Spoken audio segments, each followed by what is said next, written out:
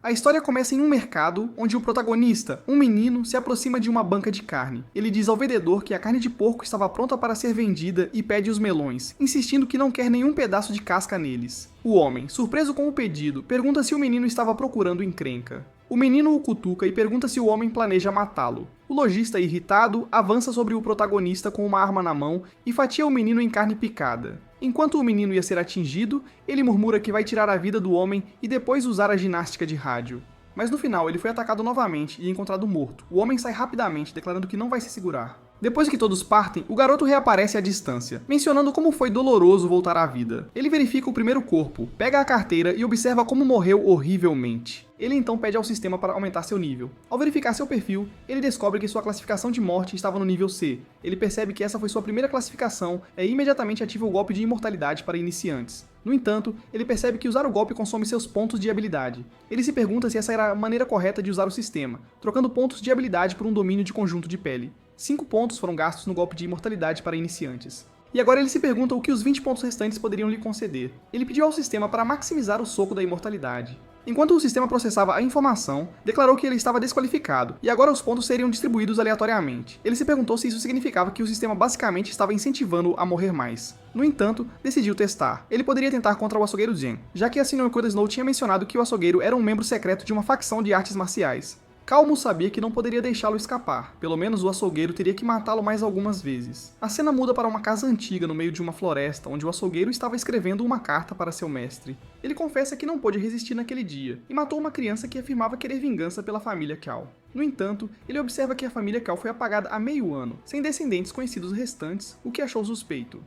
Ele se pergunta se é possível que alguém da família Cal tenha sobrevivido e esteja agora buscando vingança. De qualquer forma, ele assegura ao seu mestre que toda a família Cal estava morta e que ele teve a sorte de eliminá-los rapidamente. De repente, alguém bate à porta. O homem se levanta e pergunta quem está lá. Quando o garoto entra, o homem fica chocado ao vê-lo e exclama: "Ele não estava morto?" O garoto se apresenta como Fa Mu e explica que o homem matou seu irmão, Mu. Então agora ele deve pagar o preço por isso. Com um movimento rápido, Kelmu ataca usando sua técnica secreta 100% mão nua, captura da lâmina. Quando o homem se moveu para atacar, Kelmu o deteve, a lâmina agora em sua mão. Kelmu respondeu que havia capturado a lâmina e desafiou o homem a matá-lo se pudesse. Apesar de gravemente ferido, ele se forçou a continuar arrogante. O homem perguntou se Kyungmu estava louco, mencionando que tanto ele quanto seu irmão tinham perdido a cabeça. O homem pensava que a lâmina já estava presa e que Kyungmu não conseguia se mexer. Kelmu deu um soco derrubando o homem. O homem, surpreso, notou que Kelmu era diferente de seu irmão e percebeu que Kelmu tinha treinado duro em artes marciais. A concentração do homem estava mudando, mas ele prometeu que isso não aconteceria novamente. 5 minutos depois, o homem finalmente atingiu Kelmu, que caiu, aparentemente morto. O homem sentou-se e murmurou que tinha testemunhado a vingança do irmão de Kelmu, mas ele não era um herói, apenas um garoto louco. As coisas mudaram, e se ele tivesse enviado a carta antes, seu mestre teria sido enganado. De repente, algo voou em sua direção, e outro garoto apareceu furioso, confrontando o homem por ter matado Xiao Mu. O homem, enfurecido, ameaçou matar todos se eles buscassem a morte. Após uma breve luta, o homem observou que o garoto mais velho era mais forte, especialmente depois que ele matou o mais jovem. Ele questionou por quanto tempo esse ciclo continuaria e quantos mais deles havia. Outro rapaz mais velho apareceu, mencionando que ele havia morrido 4 vezes. Após verificar suas estatísticas, percebeu que sua maestria havia aumentado. Parecia que quanto maior a maestria, mais pontos eram gastos e menos pontos seriam distribuídos. O sistema não podia permitir que uma pessoa fosse desgastada muitas vezes. Ele pensou que teria apenas mais uma chance de reviver e que seria difícil se vingar. Talvez ele voltasse em 7 dias. Por enquanto, ele estava escondido atrás de uma estátua, pensando que o homem já estava tão fraco de lutar contra seus outros irmãos que essa era a oportunidade perfeita para atacar. Durante a quarta luta, com apenas 20% de domínio no soco imortal, eles estavam quase empatados, mas com seu aumento de força, ele agora tinha uma chance melhor de vitória. Valeu a tentativa, ele decidiu terminar a missão rapidamente e encontrar a Sr. Kuda Snow para aprender outras habilidades. O homem, ferido das batalhas anteriores, murmurou para si mesmo que as crianças pareciam todas iguais, cada uma um pouco mais forte que a anterior. Eles davam socos mais fortes e suas habilidades haviam melhorado. O menino anterior estava à altura do homem, e ele duvidava que pudesse lidar com o outro. Ele olhou em volta, pensando que não deveria haver mais ninguém, mas então o garoto falou. Ele estava em pé sobre uma estátua atrás do homem. O menino saltou e desferiu um soco que finalmente matou o homem. Quando o homem caiu, o menino recebeu um grande número de moedas de bronze e uma carta. Ele se perguntou se era a carta secreta que o homem estava planejando dar à facção de artes marciais. As informações que Kyoka e Tio haviam providenciado estavam corretas. O açougueiro estava de fato envolvido no assassinato da família Ki. Da primeira vez que o homem o matou, sua classificação de morte foi C. Ele começou a se perguntar se a classificação estava relacionada à força de quem o matou. Talvez um vilão mais forte resultasse em uma classificação mais alta. Ele precisaria testar essa teoria. Ele não conseguiu decifrar a outra carta, então decidiu entregá-la à Sra. Snow para ver o que ela poderia fazer com ela. Depois, o menino dirigiu-se até os arredores da cidade de Yan e chegou ao beco em frente à casa da Sra. Snow. Quando ele se aproximou, ela abriu a porta, vendada, e perguntou em voz alta onde ele tinha estado. Ao ouvir sua voz, ela colocou a bolsa no chão e comentou que soava diferente. Ela tinha certeza de que ele não era Kiao-Mu. Ele pensou consigo mesmo, como esperado de uma garota cega, seus sentidos eram incrivelmente aguçados. Ficava claro que tanto sua força quanto a dela haviam aumentado, e ele havia se tornado mais como um homem. Ele a convidou para entrar, dizendo que todos tinham que passar por isso eventualmente. Ela perguntou se era realmente ele, não acreditando totalmente. Como você pode provar que é Kiao-Mu? Ela perguntou. Ele respondeu com uma pergunta, perguntando se Ming realmente não era o sobrenome dela. Ela fez uma pausa e lembrou-lhe que ele tinha vindo a ela no mês passado perguntando a mesma coisa. Ela se aproximou dele e ele não pôde deixar de pensar na sorte que tinha. Ela então recuou ligeiramente, ainda olhando para ele. É realmente ele, ela disse, e ele ainda tinha o mesmo cheiro. Ela se sentou para comer algo e mencionou que, após a morte da família Kiao, seus olhos começaram a se mover. Uma indicação de que o sinal divino estava prestes a ativar. Nada poderia se esconder dele. Ela então perguntou se ele estava tentando enganá-la. Ele pensou na visão divina e lembrou-se de não mexer com ela. Ele mostrou a carta e disse à senhorita Snow que ela era a última sobrevivente da família Chiao. O lendário artista marcial a poupou por causa de seu talento extraordinário. Em seguida, ele perguntou quando ela iria ensiná-lo o próximo capítulo do Soco da Imortalidade. Mrs. Snow advertiu para ele não criar muitas esperanças tão cedo. Ela explicou que para se tornar realmente habilidoso, ele precisava de mais do que apenas talento. Ele também precisava de mais experiência e força, o que levaria pelo menos alguns anos para desenvolver. Ele respondeu que queria ver a vingança da família Kiao realizada, que era o acordo que haviam feito inicialmente. Ela lhe ensinaria o soco da imortalidade, e então ele vingaria a família Kiao. Ele sentia que já tinha bastante força para realizar isso. A Sra. Snow segurou suas mãos e disse que ele era tão teimoso. Então, ela guiou as mãos dele para tocar seu corpo, pedindo-lhe que mostrasse o que havia aprendido até agora. Ela apenas tocou seus bíceps, e os achou incrivelmente duros. A intensidade a surpreendeu enquanto pegava sua bolsa, percebendo que algo estava diferente. Ela lhe perguntou o que ele a havia deixado tocar. Ele respondeu que eram seus bíceps, e então perguntou o que ela achava. Emma observou que eles se conheciam há apenas um mês, e ele já tinha crescido tanto. O que a fez se perguntar se ele era um prodígio das artes marciais. Ela maravilhou-se com sua força, mencionando que tal poder era uma habilidade fundamental sem atalhos. Kiao-Mu respondeu que já que ela acreditava que ele tinha ido bem, talvez ela pudesse ensiná-lo. Ele explicou que o soco imortal era uma habilidade especial da família Yang, e uma vez que ele a dominasse completamente, ele atingiria um estágio onde envelheceria, mas permaneceria forte, realmente no caminho para a divindade. Ele estava determinado a completar isso o mais rápido possível. Snow elogiou seu progresso, mas lembrou que fazia apenas um mês. Ela mencionou que nem mesmo o açougueiro tinha dominado o seu soco, apesar de o braço dele ser capaz de centenas de quilos de força. Assim que o treinamento de Xiaoyu estivesse completo, ele teria derrotado o açougueiro, e então ela ensinaria tudo o mais. Ele respondeu confiantemente que ela não precisava esperar, pois já tinha derrotado o açougueiro. Snow ficou chocada e exclamou: "Isso é impossível!" Ele disse a ela que não apenas matou o açougueiro, mas também encontrou esta carta secreta. No entanto, ele não conseguia entender a escrita em forma de girino presente nela. Ela ficou intrigada com a carta e explicou que o roteiro de girino era um método secreto de comunicação usado por fações de artes marciais. Parecia que ele realmente tinha matado o açougueiro, mas ela ainda não conseguia acreditar completamente. Ela então disse a ele que, já que ele havia feito o que disse, ela honraria sua promessa e lhe ensinaria as várias sessões do soco da imortalidade. Ela pediu que ele se sentasse e meditasse na frente dela enquanto o ensinava. Ele fez como ela pediu, e ela continuou a ensiná-lo por meia hora. Nessa altura, seu soco da imortalidade tinha avançado 40%. Ele pensou consigo mesmo que não havia havido mudanças reais em seu domínio, e o sistema era muito mais eficaz do que tentar dominá-lo por conta própria.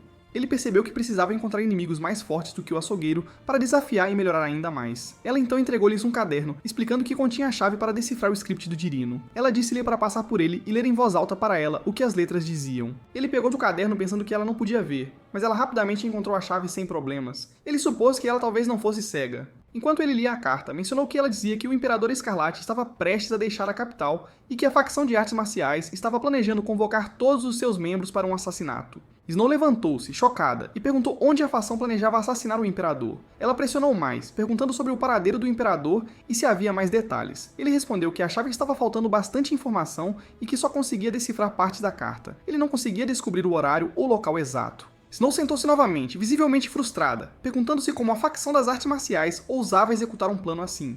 Ainda assim, parecia provável que eles tentassem. Ele perguntou se a facção era forte. Snow explicou que ela apenas havia contado a ele sobre a facção e o lendário artista marcial que havia matado toda a família Kiao, mas não explicou os motivos por trás disso. Esse lendário artista marcial, também conhecido como o segundo mais forte mestre supremo de artes marciais, fundou a facção e sozinho destruiu muitas outras facções e gangues. Ele tomou controle das artes secretas de todas as facções, permitindo que seus membros respirassem livremente para melhorar suas habilidades. O golpe da imortalidade da família Kiao foi um presente divino para a primeira geração, mas também encontrou seu destino. As mãos dela começaram a tremer enquanto falava, e ela admitiu que havia ensinado a Cao Mu o soco imortal, não para esperar que ele derrotasse o lendário artista marcial. Na verdade, ela esperava que um dia, quando suas habilidades amadurecessem, ele pudesse eventualmente derrotá-lo, para que ela pudesse matar o artista marcial com suas próprias mãos. Cao Mu sugeriu uma ideia, ele mesmo se juntaria à facção. Snow ficou surpresa e perguntou se ele tinha enlouquecido, pensando em se juntar à facção. Ele subiu na mesa e explicou que se juntaria à facção, então assassinaria o Imperador Carmesim em nome deles, colocando a corte imperial e a facção uma contra a outra. Se ele não conseguisse se juntar à facção, continuaria derrotando seus membros, tentando descobrir todo o plano de assassinato deles. Naquele momento, ele poderia agir como o assassino, enfurecendo a corte imperial, o que permitiria a Snow vingar-se. Ela disse a ele que ele estava fora de si. Com um plano desses, ele certamente morreria. Ele respondeu que era uma chance de ser o assassino do imperador e que se morresse como um, as pessoas provavelmente se lembrariam dele. Sua morte provavelmente aumentaria sua notoriedade na facção. Fundada pelo segundo artista marcial mais forte, tinha muitos livros de artes secretas. Seus membros podiam ler todos eles, incluindo os segredos por trás do soco da imortalidade. Era como um lugar de sonho para ele subir de nível. Ele continuou dizendo que, já que o artista marcial era tão forte quanto ela havia descrito, conseguir vingança seria quase impossível. Na melhor das hipóteses, eles poderiam causar algum problema, mas esse seria o melhor plano que ele poderia conceber. Snow respondeu que ele poderia até morrer no processo. Ele agiu com tranquilidade, perguntando: o que há para temer? Ele pensou que não havia nenhum traço de engano, apenas excitação, e ele estava completamente sério sobre isso. Ainda assim, Snow estava confusa, perguntando-se por que ele faria algo assim. O soco da imortalidade não significava nada em comparação com a vida dele, então o que mais ela poderia oferecer a ele? Ela se sentiu estranha, pensando que talvez ele quisesse algo mais dela. Quando seu rosto ficou vermelho, Cao Mu ficou confuso e perguntou no que ela estava pensando agora. Ela respondeu que simplesmente sentia uma grande dívida de gratidão para com ele, e se perguntava se não havia nada que pudesse fazer em troca. Ela pensou consigo mesma, um guerreiro como Cao Mu. Como ele poderia pensar tais coisas? Ele não deveria ter pensado assim. Ele a olhou seriamente e disse que havia algo que só ela poderia fazer. Quando ela perguntou o que era, ele respondeu que era um segredo. Os dois ficaram em silêncio por um tempo, e então ele falou novamente, dizendo que já era suficiente. Ele perguntou se ela conhecia outros membros da facção por aqui. Snow concordou, mencionando o nome do senhor da cidade de Yan, Gu Yan. Houve uma mudança repentina no mercado quando o jovem mestre da família Gu chegou a cavalo, cercado por alguns homens que estavam empurrando as pessoas comuns. Os civis, assustados por suas vidas, se apressaram em escapar. Um homem se aproximou do jovem mestre e apontou que todas as pessoas estavam fugindo. O jovem mestre, com um sorriso astuto, apontou para uma mulher e um rapaz, ordenando: tragam-me aquela beleza. Seus homens sacaram suas espadas com raiva, mas a moça o chamou de descarado, declarando que preferia morrer a seguir suas ordens. Um homem corpulento avançou para impedir o rapaz, dizendo que o jovem mestre estava o chamando. A moça ficou chocada e se perguntou se o jovem mestre estava se referindo a ela. O garoto, indignado, gritou que era uma vergonha. A garota ofereceu sua ajuda, e juntos ensinariam uma lição a esses homens. Isso apenas irritou ainda mais o jovem mestre, e ele ordenou que seus homens colocassem a garota em seu devido lugar. Seus homens avançaram para agarrá-la, mas quando o fizeram, Cao Mu, sentado no telhado logo acima deles, saltou e agarrou o jovem mestre pela gola. O jovem mestre, lutando, exigiu que o soltasse, e seu pai era o senhor dessa cidade. Xiao Nu perguntou o que ele era. O jovem mestre respondeu que seu pai estaria chegando em breve, e que Xiao Nu não conseguiria escapar. Assim que o pai dele chegasse, Cao Mu certamente estaria implorando pela morte. Cao Mu pensou consigo mesmo que originalmente tinha planejado intervir, matá-los e ser morto pelos guarda-costas. Mas se o senhor o matasse em vez disso, a sua classificação de morte não seria ainda mais alta?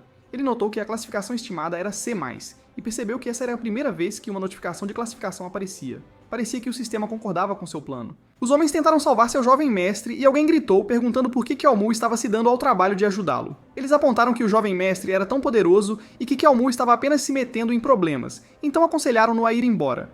A garota também estava confusa com a situação.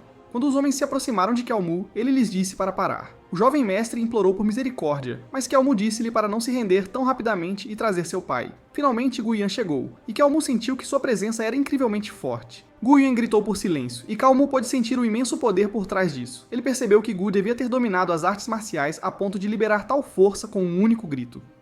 Gu olhou para Cao Mu, sentindo sua aura fraca, e pensou: seria este um artista marcial iniciante? No entanto, ele ficou surpreso com a força de Qiaomu, observando como facilmente ele havia levantado alguém. Sua força nos braços era realmente impressionante. Guo desceu do cavalo, exalando uma aura avassaladora ao seu redor. Xiaomu sentiu como se um peso imenso estivesse pressionando sobre ele, causando grande dor. Ele pediu a Gu para parar. Gu pensou que Xiaomu estava falando apesar de estar sob tanta pressão, o que era incomum. A maioria das pessoas não conseguia nem falar quando sobrecarregada por uma aura assim. Isso fez Gu perceber que Xiaomu era muito mais forte do que parecia. Gu, tentando ser gentil, disse a Xiaomu para não agir de forma impulsiva e para conversarem. Ele reconheceu que seu filho realmente tinha ido longe demais, mas pediu a Xiaomu para deixá-lo ir. Ele prometeu que seria mais indulgente com seu filho no futuro. Xiaomu, confuso, pensou que Gu estava se comportando de forma apologética, mesmo tendo acabado de ameaçá-lo. Como ele deveria levá-lo a sério? Ele percebeu que sua classificação de perigo de morte não havia aumentado, o que significava que ele ainda tinha uma chance. Xiaomu então gritou que o filho de Gu estava raptando pessoas nas ruas e perguntou se Gu achava que um pedido de desculpas era suficiente para resolver isso. Gu se curvou para as pessoas ao seu redor e explicou que eram discípulos de sua facção, que tinha uma longa história. Ele prometeu oferecer 200 taus de prata esterlina no dia seguinte como compensação, perguntando se poderiam perdoar seu filho pelo comportamento imprudente. A garota disse ao garoto que Gus havia identificado e se perguntou se isso era uma ameaça. O garoto pensou que, por outro lado, Yanciri estava sob o controle de Gu e que realmente não podiam fazer nada contra ele. Eles então mostraram respeito, dizendo que Gu estava sendo gentil e que, como haviam acabado de chegar em Yan City, poderiam ter cometido alguns erros. Os outros que estavam escondidos se perguntaram sobre as pessoas que o filho de Gu havia prejudicado. Murmuraram que não era a primeira vez que isso acontecia, e era melhor se manter afastado de tal problema. Qiaomu chamou Gu, perguntando se ele realmente achava que pagar algum dinheiro e pedir desculpas resolveria tudo. Ele parecia bastante familiar com essa tática, e Qiaomu suspeitava que Gu estava apenas tentando encobrir a bagunça do filho. Mas seu filho havia feito os guardas chicotearem pessoas e havia sequestrado alguém publicamente antes. E quanto às pessoas que ele matou ou feriu, como Gu compensaria isso? Qiaomu acreditava firmemente que o filho devia pagar com a vida. Gu percebeu que Qiaomu não ia ouvir, e isso estava se tornando uma situação difícil.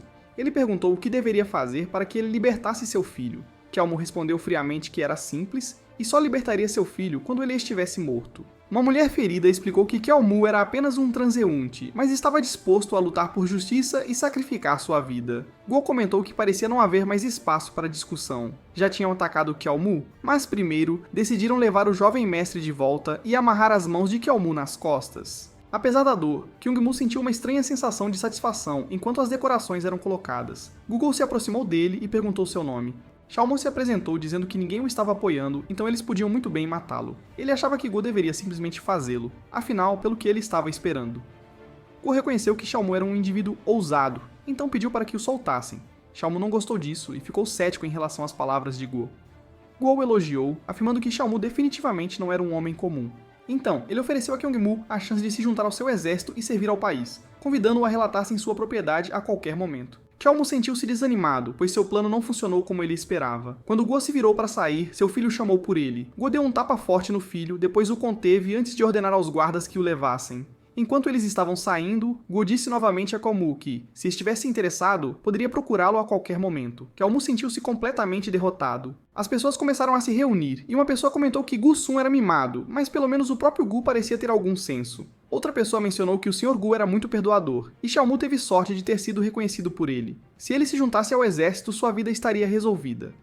Xiaomu chorou alto, refletindo sobre quanto tempo estava preso nessa situação. A atmosfera estava perfeita para um momento final, e ele até tinha preparado suas últimas palavras. No entanto, lá estava ele, ainda vivo. Ele percebeu que, apesar de estar rodeado por pessoas más, elas não o haviam matado. Seu grau de gratidão ainda estava em um C+, e ele pensou que o bloqueio de imobilização não estava totalmente completo, o que significava que sua classificação de morte ainda estava aumentando. Mesmo depois que Lord Gu partiu, sua classificação de morte não havia sido reiniciada. Ele se perguntou se morresse ali, ainda receberia uma classificação relativamente alta? Por que era assim? Ele era diferente de quem tinha sido antes? Enquanto a multidão aclamava por ele, percebeu que se morresse agora, seria lembrado como o herói que impediu o filho do Lorde de ser mimado, não apenas como um garoto qualquer. Esta era a maneira correta de usar o sistema. Enquanto ele fizesse um nome para si mesmo, ganharia fama e reconhecimento. Quando finalmente morresse, morreria mais forte. Se ele não conseguisse morrer enquanto desafiava alguém, sua classificação de morte apenas aumentaria. Não importava o resultado, quer ele morresse ou sobrevivesse, ele ganharia. E quando ele eventualmente morresse, seria uma morte épica de alta qualidade, possivelmente até classificada como SSS.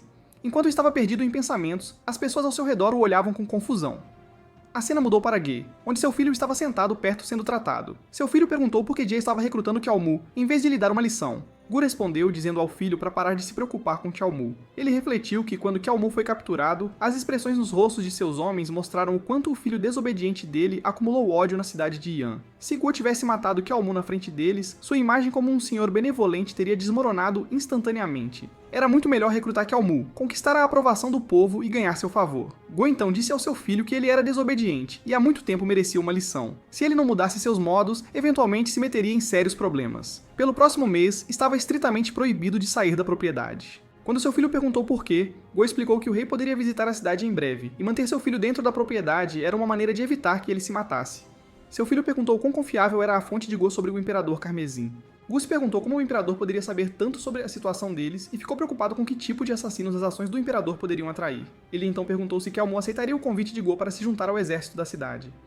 Gu não tinha certeza se Qiaomu concordaria, mas sabia que tinha suas maneiras de lidar com ele. Se Qiaomu se juntasse, seria fácil, afinal havia muitos ladrões nas montanhas do leste, então Qiaomu poderia ser enviado para lidar com eles. Qiaomu estava sentado no telhado de uma casa, observando a neve cair. Ele se perguntava por que o filho de Gu tinha sido espancado, mas Gu ainda queria que ele se juntasse ao exército deles. Algo estava errado. Qiaomu respondeu que era exatamente por isso que ele iria. Snow, que estava observando, tirou um livro de dentro de suas roupas e disse que, já que Qiaomu estava tão insistente em fazer algo que provavelmente o mataria, ela tinha uma arte secreta para lhe oferecer. Xiaoman, intrigado, observou ansiosamente enquanto ela pegava o livro e tentava cheirá-lo por curiosidade. Snow explicou que era a coleção secreta de artes marciais da família Qiao, uma técnica que poderia conceder poder explosivo e potencialmente dobrar sua aura, mas ao custo de rasgar seus músculos. Qiaomu imediatamente reconheceu como a técnica do desmantelamento do demônio celestial, uma habilidade poderosa e perigosa. Snow disse-lhe que antes de usar a técnica do desmantelamento do demônio celestial, ele precisava primeiro treinar e construir sua aura. Seu jeito e ações já refletiam o espírito de grandes guerreiros, e sua mentalidade ressoava bem com as artes marciais, então era razoável acreditar que ele melhoraria mais rápido do que a pessoa comum. No entanto, Snow não lhe havia dado as técnicas para que ele se sacrificasse imprudentemente. Ao contrário, ela esperava que isso lhe desse uma chance melhor de sobreviver. Qiaomu concordou com ela e, cheio de entusiasmo, olhou ansiosamente para o livro, pronto para começar seu treinamento. A cena mudou para o acampamento militar da cidade de Yan, onde Qiaomu estava praticando com uma lança. Ele pensou consigo mesmo que, ao longo da história, os usuários de lança eram frequentemente marcados com sorte de categoria I, tornando-os mais propensos a uma morte precoce. Ele esperava que isso servisse como um bom presságio. Um dos homens próximos comentou que Xiaomu parecia mediano, provavelmente ainda na fase de treino de força. Outro homem notou que um guerreiro de classe 9 com aura poderia potencialmente se tornar um centurião e se perguntou o que Xiaomu tinha dentro de si. Alguém mais supôs que a ousadia de Kyung-mu em enfrentar o filho do senhor lhe rendeu certa fama e que Lord Guo, sendo magnânimo, elogiou sua coragem e fez uma exceção para ele. Uma terceira pessoa provocou que deveriam apenas esperar e ver. Qiaomu não aguentaria muito tempo no campo de batalha implacável. Enquanto isso, Qiaomu estava meditando, tentando dominar uma nova habilidade, imaginando quando morreria e subiria de nível. Um homem se aproximou dele e disse que ouvira que Qiaomu queria comprar alguns livros de artes marciais. Qiaomu concordou, chamando-o de Senhor, Yellow, e perguntou se ele poderia conseguir os livros. O homem se apresentou como Senhor, White. Dois outros homens chegaram, rindo e chamando o homem de Senhor Amarelo porque seus dentes eram amarelos, ao contrário dos deles, que eram brancos. O primeiro homem, claramente irritado, respondeu que não tinha tempo para as provocações deles. Ele então se voltou para Qiaomu, oferecendo-lhes uma técnica física e perguntando se ele estava interessado. Qiaomu pensou que ainda não tinha obtido a técnica, mas pareceu uma boa ideia aprender uma técnica física para aprimorar suas habilidades. Neste momento, outro homem se aproximou e sugeriu que Qiaomu deveria primeiro perguntar qual era a habilidade física a que o Senhor Amarelo se referia antes de tomar qualquer decisão. Quando Qiaomu perguntou, o homem explicou que era a técnica do cinturão de ferro. A empolgação de Qiaomu cresceu. Ele estava ansioso para pesquisar várias artes marciais, e definitivamente iria adquirir a técnica do cinturão de ferro. Ele então perguntou ao homem o preço. Ele pensou consigo mesmo que a região da virilha era um ponto fraco no corpo humano, então fazia sentido protegê-la bem. O homem assegurou-lhe para não se preocupar com o custo, dizendo que a técnica do ferro entre as pernas era um gesto de respeito. Ele então puxou um livro, e quando estava prestes a entregá-lo, de repente pareceu perceber algo. Ele se virou e olhou para trás, então contou a Qiaomu que 4 meses atrás, sua esposa grávida tinha sido chicoteada pelo jovem mestre, causando a perda do bebê. Embora sua esposa tenha conseguido sobreviver, ela ainda estava muito fraca. O homem ajoelhou-se diante de Qiaomu pedindo vingança, dizendo que devia uma a Qiaomu. Qiaomu respondeu que não havia feito isso por favores e não aceitaria a técnica dele por gratidão. Ele garantiu ao homem que o recompensaria no futuro. O homem se levantou, afirmando que essa era sua maneira de retribuir a Qiaomu. Ele então deixou Qiaomu, mencionando que o tenente Shu estava chamando por ele.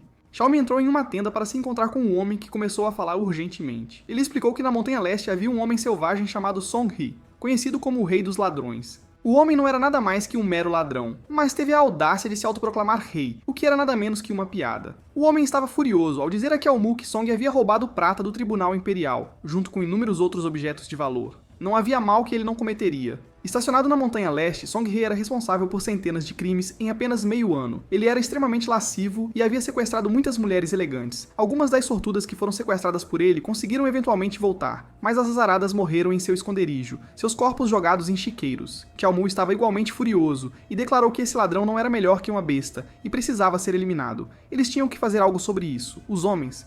Han concordou, dizendo a Kyaomul que havia preparado um exército de 1000 homens. Em 5 dias, eles marchariam para atacar Song-He. Ele ouviu dizer que Kyaomul era excepcionalmente corajoso, por isso queria que ele liderasse o ataque na batalha. Ele perguntou como Kyaomul se sentia sobre isso. Kyaomul, após considerar a oferta, aceitou-a. Ao sair da tenda, ele pensou no exército de 1000 homens, que incluía 10 centuriões. Além dele, todos os outros eram guerreiros de classe 9.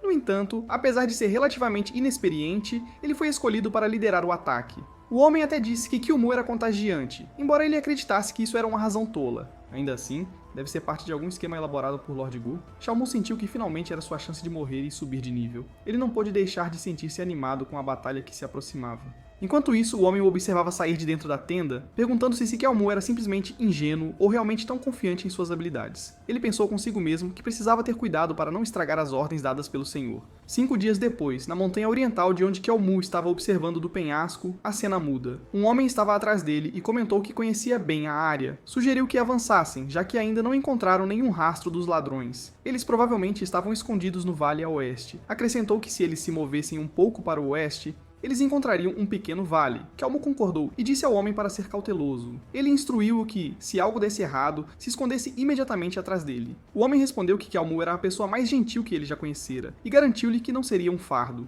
Xiaomi, no entanto, lembrou-lhe que era uma ordem. Ele pensou consigo que essa poderia finalmente ser a sua chance de morrer, e não podia deixar que o homem estragasse essa oportunidade. O homem então perguntou se ele sabia que o meu filho é tão forte que consegue levantar uma pedra de 150 kg e tem apenas 15 anos de idade, como ele era quando tinha 15 anos. Kyaomul respondeu secamente que quando tinha 15 anos foi morto pelo açougueiro Zen. O homem fez uma cara estranha, levando Kyaomul a cortar "cale-se" e seguir em frente. Eles se sentaram para jantar, mas de repente uma chuva de flechas disparou em direção a eles. O homem jogou-se no chão para se proteger, enquanto Kyaomul usava sua lança para bloquear os projéteis que vinham. Ele murmurou: "Tornado devasta parques de trailers", assim que percebeu que aqueles programas de TV eram todos falsos. Então, vários homens avançaram em direção a eles com espadas desembainhadas, com a intenção de atacar. Sr. Yellow, assustado, percebeu que eram os ladrões. Kyaomul sentiu que seu tempo estava chegando ao fim. O cadeado da imortalidade começou a brilhar novamente, e parecia que quanto mais ele lutava, maior se tornava sua classificação de morte. Ninguém podia impedir sua morte inevitável. Ele avançou em direção aos ladrões, gritando para seus homens o seguirem. A batalha continuou enquanto Kyaomul recebia flechas direcionadas a ele, mas continuava lutando. Um dos homens comentou que Kyaomul foi brutal contra os inimigos. Quando a batalha terminou, Kyaomul tirou as flechas do corpo e pediu remédio para estancar o sangramento. Bichelo ajoelhou-se diante dele e disse que bloqueou 3 flechas para ele e não tinha nada para lhe retribuir. Enquanto Kyaomul era tratado, ele murmurou que os ladrões eram fracos, e embora ele esperasse morrer, certamente tentaria mais na próxima vez. Um homem careca então perguntou se era assim que ele retribuía o Sr. Amarelo. O Sr. Amarelo ficou chocado, mas também satisfeito com as palavras de Kyaomul.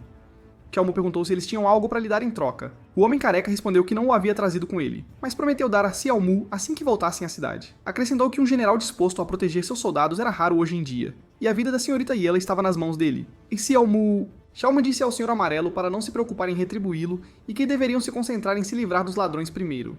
Em seguida, olhou para o vale e comentou que, embora o vale fosse estreito, as árvores em seu interior eram altas. Parecia provável que os ladrões tivessem armado armadilhas e emboscadas à frente, então continuar seria perigoso.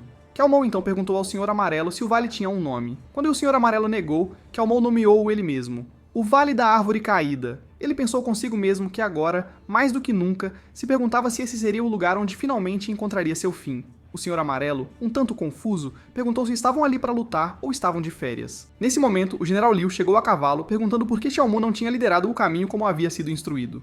Xiaomu respondeu que tinham acabado de ser emboscados pelos ladrões e que adiante havia um vale onde provavelmente mais emboscadas os aguardavam. Liu levantou a voz com raiva, dizendo que era responsabilidade de Kyaomul conduzi-los e que isso não era problema dele. Acrescentou que se realmente fosse uma emboscada, eles o ajudariam, mas acusou Kyaomul de estar com medo da batalha ou de recusar ordens. Kyaomul pensou que seria melhor obedecer, pois recusar resultaria em Liu matando-o imediatamente para concluir a tarefa para o senhor deles. Relutantemente, ele concordou em guiá-los adiante, enquanto pensava que estava agradecido a Léo, pelo menos por agora. A partir desse ponto, eles seriam bons irmãos, mas morrer por não obedecer uma ordem da classe 8 seria humilhante. Se ele subisse de nível, prometeu que se vingaria de Léo. Enquanto continuavam adiante, os ladrões apareceram mais uma vez. A Sra. Yellow comentou que havia milhares de ladrões e eles não tinham pessoas suficientes para lutar. Kiao-Mu perguntou se estavam apenas esperando pela morte e lhes disse para se afastarem da área. Enquanto tentavam recuar, viram Kiao-Mu lutando ferozmente contra os ladrões, ganhando tempo suficiente para eles escaparem.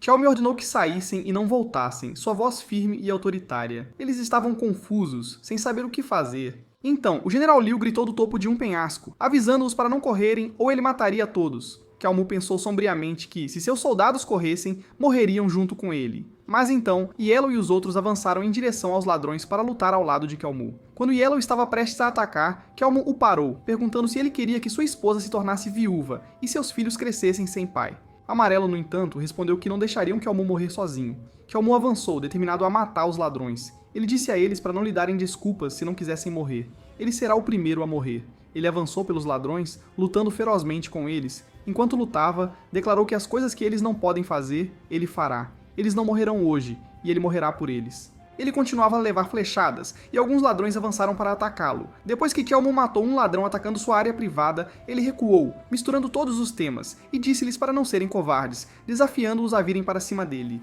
Ele antecipou que mais o atacariam e sentiu uma certa força crescer dentro dele. Enquanto continuava lutando contra os ladrões, Kiao-Mu sentiu algo emergir dentro dele. Ele repeliu os atacantes que vinham por trás. Lu observou admirado, pensando que Kiao-Mu tinha adquirido uma aura poderosa. Um guerreiro que poderia atingir tal poder aos 20 anos deve ser incrivelmente talentoso.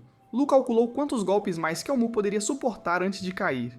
Nesse momento, uma espada foi lançada em Kiao-Mu, mas ele usou sua lança para bloqueá-la. Lu percebeu que Kiao-Mu havia revelado sua força e deduziu que era uma forma de arte marcial explosiva. Liu entendeu que Kiao-Mu havia usado a técnica da demanda celestial, um golpe mortal sem retorno. Ficou claro agora que Kiao-Mu estava condenado. Kiao-Mu cravou sua lança no chão, exercendo pressão sobre os ladrões para fazê-los recuar. Até mesmo seu exército podia sentir o peso da força.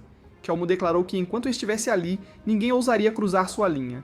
Os ladrões investiram contra ele novamente, selvagens e implacáveis, mas ele rebateu seus ataques com golpes de lança precisos. Enquanto matava um após outro, mais ladrões o atacaram por trás. Yellow e os outros assistiram horrorizados enquanto a cena se desenrolava. Apesar de sofrer vários ataques brutais, Kiao-Mu conseguiu derrotar seus agressores e ficou triunfante no topo de uma montanha de cortiça. Percebendo seu estado enfraquecido, Liu e o restante começaram a se aproximar, e Liu chamou Kiao-Mu para abrir um caminho para que eles pudessem se juntar à luta sem deixá-lo para trás. No entanto, quando Liu chegou a Kiao-Mu, ele descobriu que seu camarada havia caído. Declarando a missão encerrada, Liu ordenou que todos retornassem à cidade. Yelu ficou chocado e protestou, insistindo que eles eliminaram apenas alguns ladrões e nem sequer desmantelaram a base inimiga. Liu explicou que o traiçoeiro terreno montanhoso não lhes deixou a alternativa e exigiu que seguissem suas ordens. Enquanto recuavam, Yellow se perguntou por que Liu havia lançado um ataque tão arriscado, aparentemente sacrificando Kiao-Mu no processo. No final, eles decidiram que o que estava feito e decidiram recuperar o corpo de Kiao-Mu, acreditando que sua família merecia um desfecho,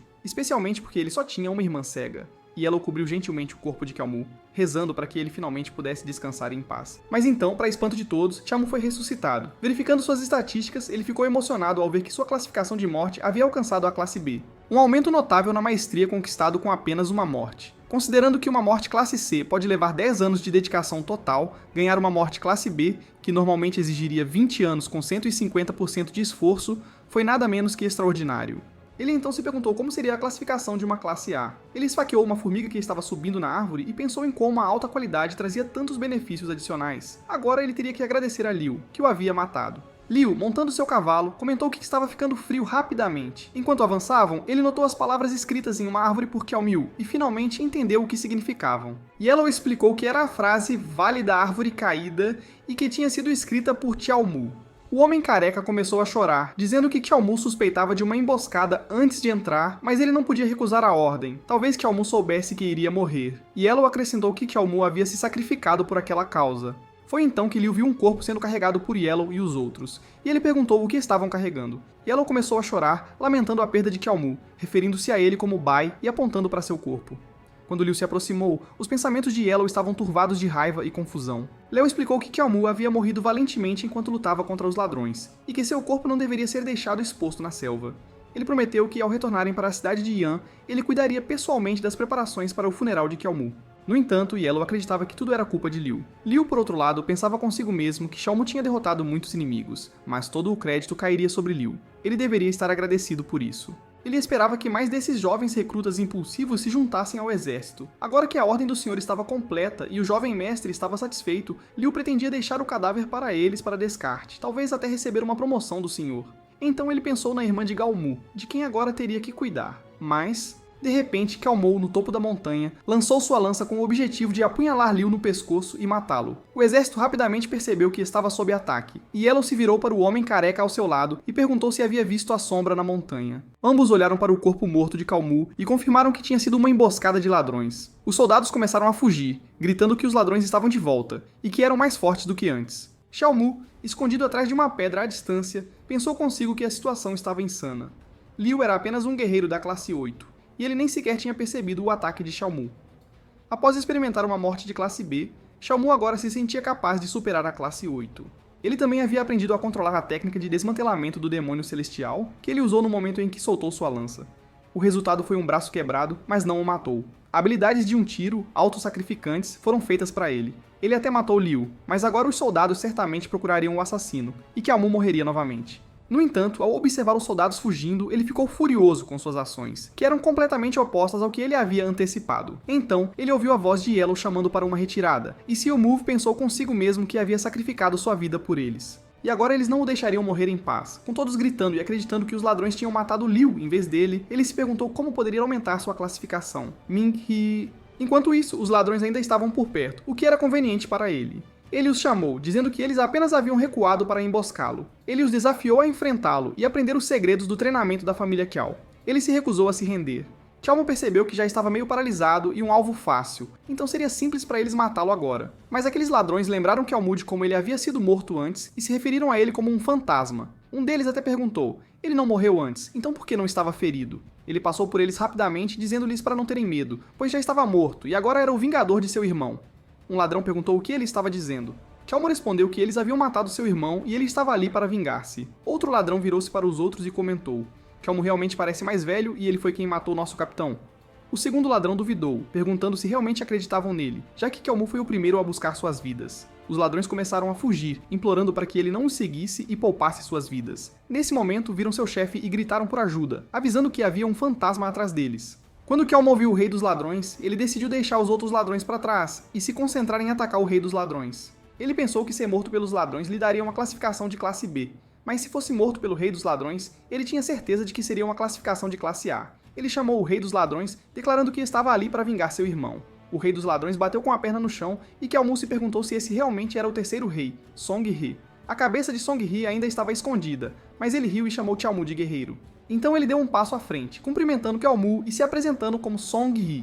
Song-He se encostou em uma árvore para se apoiar, tentando limpar o sangue da boca. Xiaomu se perguntou se o líder dos ladrões era o acadêmico fraco e se ele estava fingindo sua condição. Um dos ladrões informou ao líder que Qiumu era irmão do centurião Qiao e mencionou que ele também havia matado Liu. Song-He respondeu astutamente, reconhecendo que o centurião Qiao era um homem corajoso, alguém que ele respeitava. Ele continuou dizendo que, como Gao Miu também matou Liu, isso mostrava que ele era tanto inteligente quanto corajoso. Ele então ofereceu a Xiaomu a oportunidade de se juntar ao grupo de East Mountain e alcançar grandes feitos durante esses tempos caóticos. Xiaomu perguntou em voz alta se Song-He queria recrutá-lo, perguntando se ele não tinha medo de que Xiaomu buscasse vingança pela morte de seu irmão.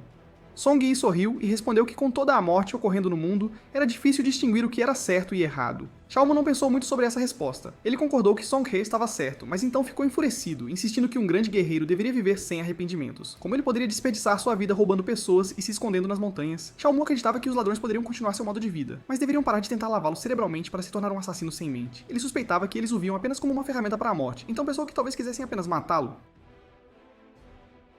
Enquanto olhava para os outros ladrões lançando olhares raivosos, percebeu que estavam furiosos e provavelmente tentariam atacá-lo.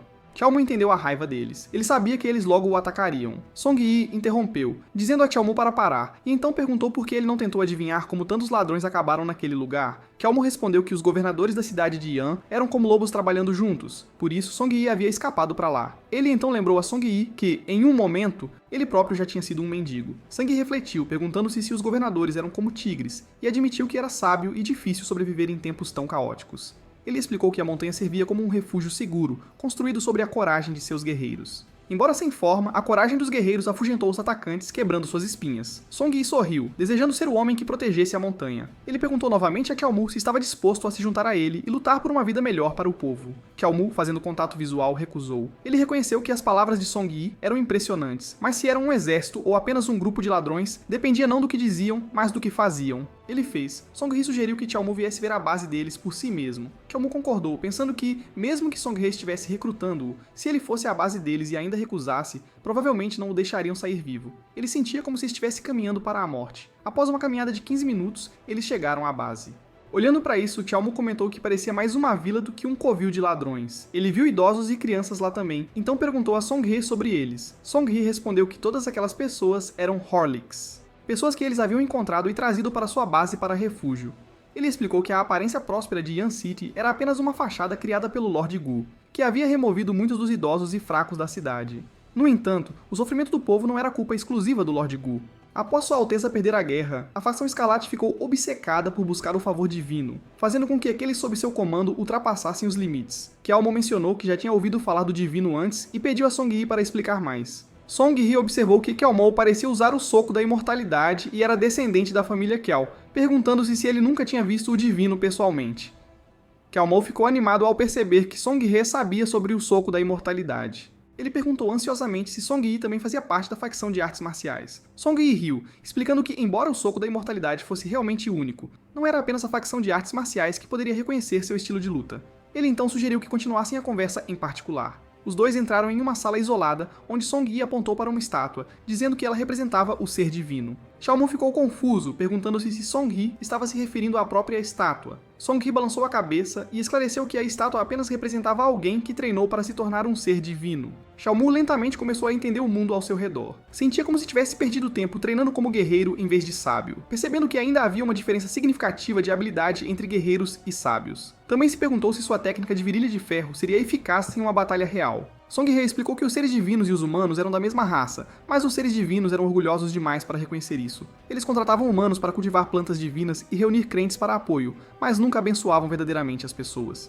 Em vez disso, eles viam os humanos como meras ferramentas, e se os humanos não obedecessem, seriam mortos instantaneamente. A parte mais engraçada, acrescentou Sang Hee, era que muitos humanos nem percebiam isso e passavam suas vidas inteiras trabalhando para os seres divinos. Qiao Mu tentou imaginar isso e percebeu que parecia um sistema capitalista. Sentiu como se já tivesse experimentado isso em seu mundo anterior, e isso começou a deixá-lo irritado. Quanto maior o lucro, maior o risco. Se ele quisesse alcançar as maiores recompensas, parecia que teria que desafiar um ser divino. Ele pensou em tentar e se perguntou o que o sistema diria se ele lutasse contra uma entidade divina. Sem pensar mais, ele saltou em direção à estátua para atacá-la. Song He, intrigado, perguntou o que ele estava fazendo. Qiao Mu respondeu que nasceu livre e ninguém ousaria agir tão poderoso e superior. Ele pretendia quebrar a estátua divina, desafiando-os a derrubá-lo com um único raio. Song Yi lançou sua espada para bloquear o soco de Kyung-woo direcionado à estátua. Quando relaxou, sentindo que a estátua estava salva, a espada atingiu a cabeça da estátua e a despedaçou. Qiao Mu, furioso, exigiu saber por que Song He tentou impedi-lo de morrer. Ele confrontou Song He perguntando: "Você não disse que os sábios divinos eram maus? Então por que tentou me deter?" Ele também perguntou sobre a habilidade de sábio que Song He acabara de usar. Song He, sem querer tossindo sangue, limpou a boca e explicou que Qiao Mu havia entendido mal. Ele esclareceu que só praticava a habilidade de luta de sábio, mas ele não estava tentando se tornar um sábio. Ele usava a habilidade de sábio para enfrentar os sábios divinos, que, em sua opinião, mereciam morrer. Ele esperava que um dia não houvesse mais sábios. No entanto, Song Yi admitiu que o que Qiao Mu fez foi imprudente. Quebrar a estátua divina poderia provocar vingança dos sábios ou até mesmo punição divina. Qiao Mu respondeu despreocupadamente que esse era justamente o efeito que ele desejava. E então acrescentou: "Então, derrube-o com um único raio de trovão." Song estava perplexo, perguntando-se por que Qiao Mu não o estava ouvindo. Ele balançou a cabeça, dizendo que ele realmente era impossível. Sangue começou a escorrer de seus olhos e boca, enquanto continuava dizendo a Qiao Mu para não se animar demais. Ele entendeu o que Qiao Mei queria dizer, mas instou-o a ser mais cuidadoso no futuro. Song He então perguntou que já que ele estava usando uma habilidade de sábio para lutar contra os sábios, isso não significa que ele não pode aprender artes marciais? Ele parou, refletindo sobre seu próprio passado.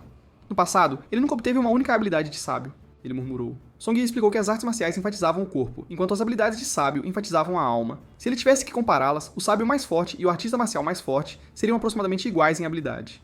No entanto, ele ainda não havia atingido o auge das artes marciais e, tecnicamente, não existia um verdadeiro auge para as artes marciais. Os divinos sábios eram poderosos não apenas por causa de sua força, mas também devido à sua quase imortalidade. Mesmo que enfrentassem a morte, um artista marcial acabaria morrendo de velhice. Por outro lado, o caminho para se tornar um sábio exigia um talento imenso, e era um processo lento, muitas vezes levando décadas ou até séculos de treinamento. Em contraste, o caminho das artes marciais era muito mais rápido. Se mais mestres de artes marciais, especialmente os mais fortes, pudessem romper a barreira da mortalidade, poderiam derrotar os sábios divinos. Kiao Mu deu um tapinha em Song Yi de forma tranquilizadora e disse-lhe para ir com calma. Ele pensou consigo mesmo que o soco da imortalidade era a solução do artista marcial. Havia uma relíquia de família da família Snow, e com o sistema ao seu lado, Xionu poderia se tornar um mestre em artes marciais em tempo recorde. Com o soco da imortalidade e o fato de não poder morrer, ele basicamente sentia que já era uma divindade. Kiao Mu agiu de maneira diferente, perguntando como levaria 10.000 anos para se tornar um sábio divino, quando ele se tornaria um em breve. Song Yi pensou que Kiao Mu estava perdendo a cabeça, e até temeu que pudesse julgar mal o caráter de Kiao Mu. Kiao Mu então se aproximou e perguntou: música. Ele pensou que tinha talento para se tornar um sábio divino. Ele se perguntou se deveria tentar se tornar um, pensando que apenas as crianças faziam escolhas simples e ele queria tudo. Song Yi o empurrou, dizendo que sem uma raiz da alma, ele não teria chance de sucesso. Kiao Mu olhou ao redor e então sussurrou no ouvido de Song Yi, perguntando se dominar a técnica Iron Crotch contaria como ter uma raiz da alma de ferro. Song Yi não entendeu a princípio, mas então Kiao Mu demonstrou sua técnica, que brilhou intensamente. Song Yi recuou em choque, dizendo que não tinha experiência para ajudar Kiao Mu, e lhe disse para escondê-la novamente. Virando-se, Song Yi comentou que se Kiao Mu não tivesse mais nada a discutir, ele poderia ir embora. Kiao Mu, curioso, perguntou aonde Song Yi estava indo e por que ele não o recrutaria. Song Yi respondeu que entendia que Kiao Mu queria mudar o mundo, mas que esta pequena aldeia não era o lugar para ele. Ele acrescentou que Kiyomi era bruto demais, e se o mantivessem por perto, ele certamente causaria caos. Kiao Mu então fez charme e disse que se o deixassem ir, não precisassem ter medo de que ele revelasse a localização da base. Song Yi disse a Kiao Mu que ele não parecia alguém que exporia a base e, além disso, eles já tinham mobilizado os soldados que se moveriam em breve de qualquer forma. Kiao Mu respondeu que não incomodaria mais Song Yi. Ao sair, pensou que simplesmente iria passo a passo e voltaria para a cidade Yan. Se ele chegasse rápido o suficiente, talvez conseguisse chegar a tempo para assistir ao próprio funeral. A cena mudou para a casa de Snow, onde o filho do Lord Gu chegou com alguns guardas. Ele se apresentou como um guarda do filho do Lord Navio e revelou que tinham vindo agradecer em nome do Lord, reconhecendo a bravura de Kiao Mu durante a batalha. O rapaz achou que Snow era uma mulher encantadora, embora soubesse que ela era cega. Ela então perguntou por que Kiao Mu ainda não havia retornado. O garoto respondeu que Kiao Mu se foi. Snow recuou, perguntando o que ele quis dizer. O menino relutantemente disse que Kiao Mu estava morto, mas Snow se recusou a acreditar, insistindo que Kiao Mu não morreria tão facilmente. Quando ela tentou fechar a porta, o menino a impediu, pedindo desculpas e dizendo que foi um engano dele. Ele já havia trazido o corpo de Kiao Mu, mas esqueceu de mencionar isso. Ele segurou a mão dela e a puxou para fora, perguntando se ela era realmente da família dele e se poderia ajudá-lo a verificar se era realmente ele. Snow ficou pensando no que ele estava fazendo. O garoto aproximou o rosto dela do corpo inerte de Kiao Mu, explicando que, como ela não podia ver, ele descreveria para ela. Ele disse que todos os membros de Kiao Mu estavam quebrados e havia pelo menos 50 feridas em seu corpo. Seu rosto estava horrivelmente ensanguentado, e nem ele conseguia suportar olhar para isso. Neve puxou as mãos para trás, afirmando que era impossível. O garoto insistiu que era absolutamente verdade e que o cadáver no caixão era falso. Tudo era falso. Se ela não acreditasse nele, então o que ela sentiria ao ouvir seu irmão mais velho dizendo-lhe a verdade? O homem careca parado atrás ficou irritado e murmurou que tinham ido longe demais e que ele iria matar o filho do Sr. Gu.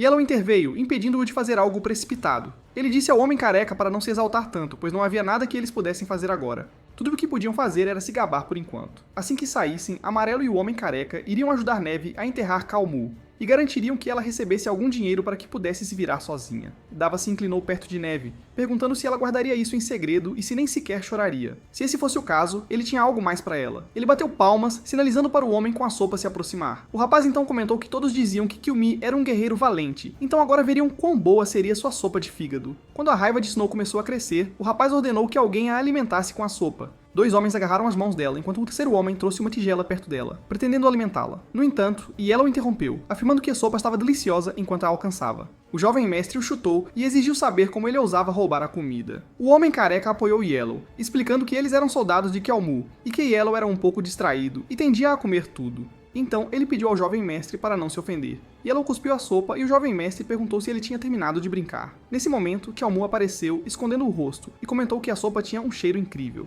O jovem mestre se virou, perguntando quem ele era e se ele não conseguia ver o jovem mestre. Kiaomu comentou novamente que a sopa cheirava maravilhosamente, e perguntou se poderia ter uma tigela também. Yellow referiu-se a ele como chefe, como tinha feito anteriormente. Todos ficaram chocados com isso, e o jovem mestre insistiu que era impossível. Ele então virou-se para o corpo de Kiaomu, confuso com a visão de dois corpos da mesma pessoa, um vivo e o outro morto. Kiaomu avançou, segurando a cabeça na frente do rosto do jovem mestre antes de esmagá-la com sua lança. Todos ficaram chocados com o que viram, e o velho que estava perto do jovem mestre o salvou ao desviar a lança de Kiaomu. Yellow, observando a cena, murmurou que talvez este não fosse a mesma pessoa, afinal. O que estava diante deles parecia mais forte em comparação ao chefe deles e era um pouco mais bruto. O velho questionou como Kiaomu ainda poderia estar vivo, já que ele já havia morrido. Observou que a aura de mana não era muito forte, provavelmente não mais do que da classe 8, mas se perguntou por que essa pessoa era tão poderosa e por que ele parecia quase idêntico a Kiaomu. O homem então se apresentou como Kiaomu e explicou que o Kiaomu que eles conheciam era seu irmão. O velho ficou surpreso com essa revelação. Xiaomu exigiu saber como eles ousavam desrespeitar os restos mortais de seu irmão e avisou que mesmo que tivesse que morrer, levaria todos eles consigo. O velho perguntou quem era Xiaomu para fazer tais afirmações ousadas, mas o jovem mestre, impassível, virou-se para o velho e disse que eles deveriam partir, acrescentando que voltariam da próxima vez. O grupo. Eles partiram e, ao saírem, Kiaomu deu uma pequena pancada na mão, refletindo que talvez o jovem mestre recuasse para sua propriedade, Guo, e precisaria se preparar para sua morte em breve. Ao saírem, Kiaomu declarou que no dia seguinte queimaria os restos do irmão na montanha fora da cidade. O velho pensou que Kiaomu estava insinuando que ele estaria fora da cidade e eles poderiam desafiá-lo no dia seguinte. Xiaomu afastou-se, reclamando que estava com fome e nunca imaginou que acabaria lidando com o funeral do irmão. Quando ele foi pegar a sopa, Yellow o interrompeu, dizendo para parar, pois era feita com os restos do irmão dele. Xiaomu virou-se para ele e, ao vê-lo, Yellow vomitou imediatamente. Xiaomu puxou casualmente o fígado da boca, explicando que era apenas fígado de porco, não o que Yellow tinha assumido. Ele também mencionou que ouviu que seu irmão morreu tragicamente com todos os órgãos internos despedaçados, deixando pouco para fazer sopa. Ele refletiu que seu irmão tinha se escondido tão bem. Nesse momento, Snow se aproximou e tocou nele, o que surpreendeu Kiaomu. A cena mudou para a propriedade Gu, onde o jovem mestre estava dizendo a seu pai que o fantasma de Kiaomu havia aparecido. Gu virou-se para ele e perguntou por que ele não tinha seguido suas ordens de ficar em casa e por que ele estava sempre causando problemas. Ele então perguntou ao velho, Fu, se ele também estava com o jovem mestre. O velho pediu desculpas e explicou que eles apenas vieram oferecer suas condolências à família de Kaiamu. Ele acrescentou que o jovem mestre tinha visto alguém que se parecia com Kiaomu e afirmava ser seu irmão, também chamado Kiaomu. De acordo com a observação do velho, o novo Kiaomu parecia mais alto e um pouco mais velho. Gu então perguntou quão forte era esse Shaolin. O velho estimou que Shaolin estava na classe 8, embora estivesse ferido, o que significava que ele não era mais forte que os classe 9 mais poderosos, então não havia motivo para se preocupar. Gu suspirou, afirmando que Kiaomu estava morto, e agora essa situação era simples. O imperador estava vindo, e Gu estaria muito ocupado para lidar com tais questões pequenas. Ele então disse ao velho para resolver isso, e lembrou que se eles não matassem todos, um dia eles voltariam para assombrá-lo. O velho concordou. Snow aproximou-se de Kiaomu e começou a cheirá-lo. Ele se perguntou o que ela estava fazendo, e disse a ela que já tinha 28 anos, 13 concubinas, 18 armas, 36 estilos de artes marciais e vastas terras. Então ela deveria ficar longe dele. Nesse momento, o homem careca de amarelo chegou, entregando-lhe um saco de dinheiro. Kiaomu perguntou se era realmente do governador da cidade, e se era mesmo para ele.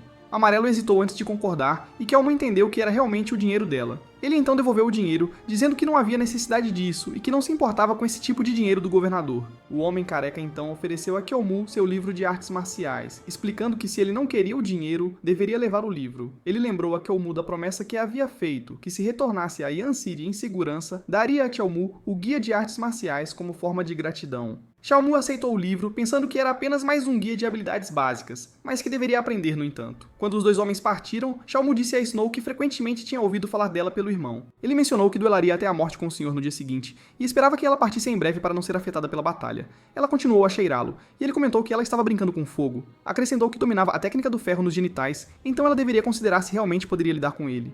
Ela se aproximou, dizendo para ele parar de fingir. Ela conseguia ver através de sua atuação, seu cheiro, voz, a forma como falava e o ritmo em que andava. Tudo isso confirmou o que ela já sabia. Ele era Xiaomu. Sasuke comentou que parecia que ela realmente precisava de algumas habilidades para viver sozinha, como uma pessoa cega. Ele então perguntou se o sobrenome dela realmente não era Ning. Ela rapidamente percebeu que era de fato Xiaomu, não outra pessoa. Ambos se sentaram, e ela perguntou como ele conseguiu enganar os outros. Ele respondeu que, enquanto lutava com alguns ladrões, ficou gravemente ferido e foi capturado pelo inimigo. Devem ter pensado que ele estava morto, mas então encontrou Song-hee, um sábio que o salvou e o ajudou a enganá-los. Ela entendeu agora. Lembrou-se de ter lhe contado, quando era mais jovem, que alguém queria que ela fosse discípula do sábio. Ela então mencionou que a família Cao era uma família marcial que se recusava a aceitar outros estilos de luta.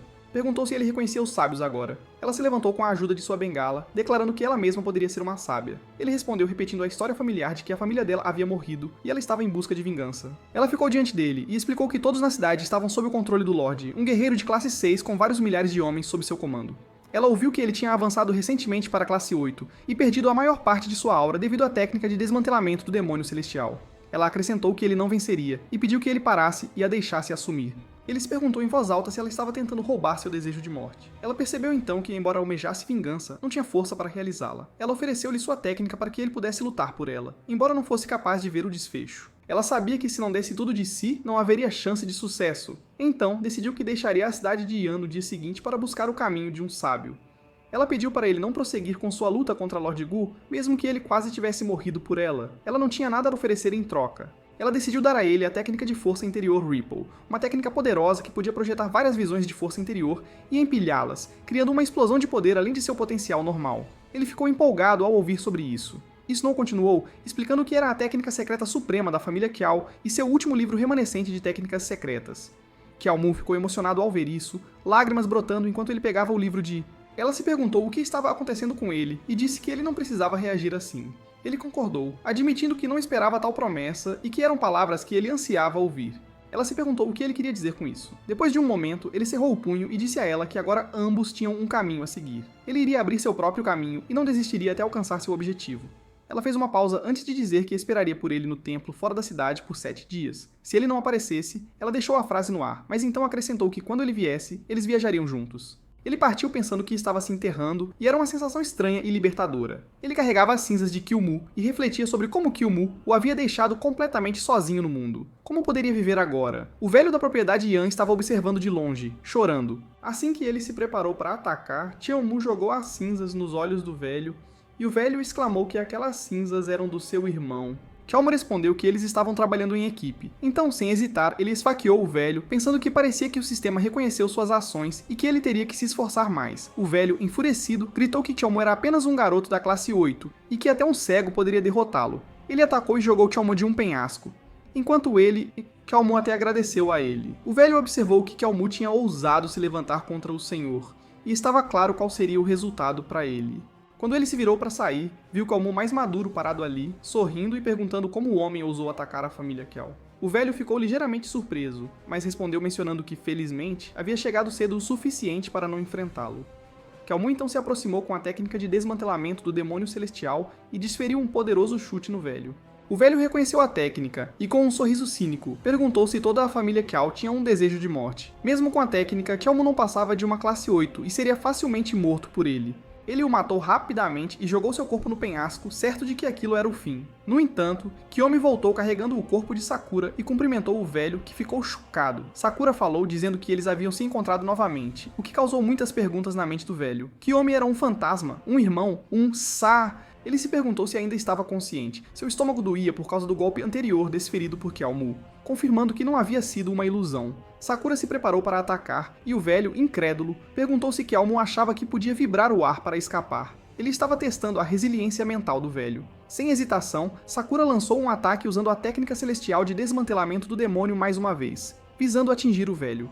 O velho perguntou por que toda a família de Kiyomiu sempre recorria à técnica de desmontagem do demônio celestial e se todos eles tinham um desejo de morte. Ele os repreendeu por não entenderem a natureza humana. O velho empurrou Kiyomu para trás e então se preparou para atacar Sakura novamente com o objetivo de derrubá-lo. Sakura respondeu dizendo: "Vamos nos encontrar de novo mais tarde." O velho murmurou que devia ser uma ilusão e que tudo era falso. No entanto, Kiyomu retornou mais uma vez, desta vez com outro corpo, e usou a técnica de desmantelamento do demônio celestial no velho.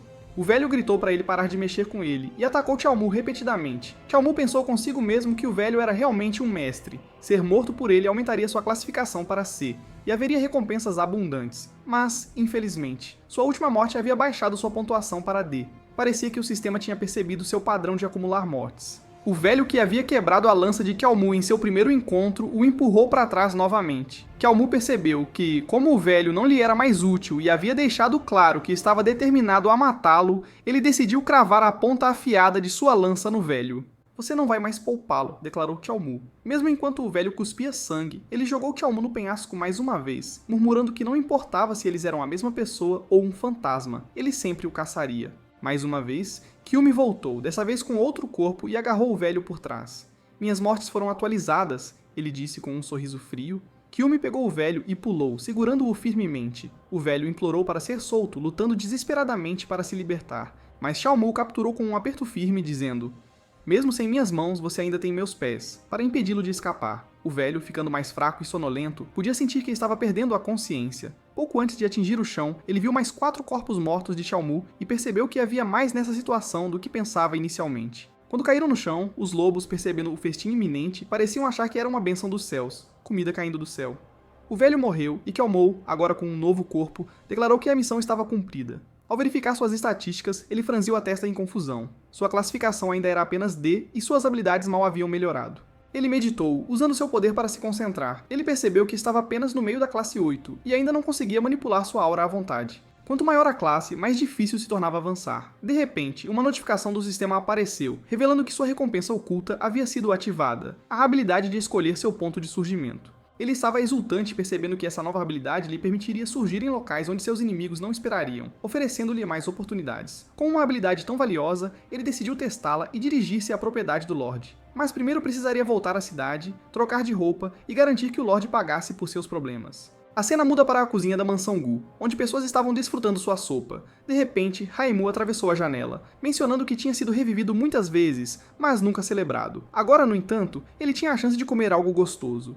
Enquanto comia, ele notou o nascer do sol lá fora. Curioso, ele verificou e viu que o jovem mestre, acompanhado de um cão inteligente, estava ciente da comida deliciosa na cozinha. Qiao-Mu pensou que, se fosse descoberto agora, seria pego imediatamente, e poderia haver guardas logo fora de sua linha de visão. Ele se perguntou por que se sentia tão amedrontado. O jovem mestre bateu na porta da cozinha, perguntando se as pessoas lá dentro eram surdas, já que não tinham aberto a porta. Quando viu o cachorro latir, comentou que o cachorro só sabia comer. Nesse momento, uma mão surgiu de dentro para puxá-lo, e a situação se desenrolou sem que o jovem mestre entendesse completamente o que estava acontecendo. Quando o jovem mestre caiu, ele se levantou e ordenou ao cachorro que lutasse com Qiao-Mu. No entanto, logo percebeu que o cachorro estava na verdade brincando com Qiao-Mu. Qiao-Mu, segurando uma lança perto de si, instruiu o jovem mestre a permanecer em silêncio e responder às suas perguntas. Primeiro, ele perguntou quantas classes de guerreiros existiam. O jovem mestre, assustado, respondeu que seu pai era um guerreiro de classe 6 e havia 2 guerreiros de classe 7. Um dos guerreiros de classe 7, um velho, tinha saído para matar Qiao-Mu agora mesmo. E o outro guerreiro de classe 7 era Shu Wen. Havia cerca de 5 ou 6 guerreiros de classe 8, e ele não sabia sobre os de classe 9. Qiao-Mu ainda mantinha a lança apontada para ele, perguntando se ele sabia algo sobre as facções das artes marciais ou os planos do Imperador Escarlate. O menino, confuso, perguntou por que Qiao-Mu queria saber. Qiao-Mu o encarou, dizendo para responder em silêncio. O menino, nervoso, respondeu que seu pai mencionara que o Império Carmesim poderia chegar à cidade dentro de 1 mês ou mais. Qiao-Mu perguntou o tempo e o local exatos. O menino hesitou, pensando que se ele respondesse, Qiao-Mu certamente o mataria. Ele precisava tirar Qiao-Mu da cozinha e levá-lo até Go. No entanto, mencionou que não tinha certeza dos detalhes exatos, mas poderia levar Qiao-Mu ao escritório de seu pai, onde havia uma carta secreta.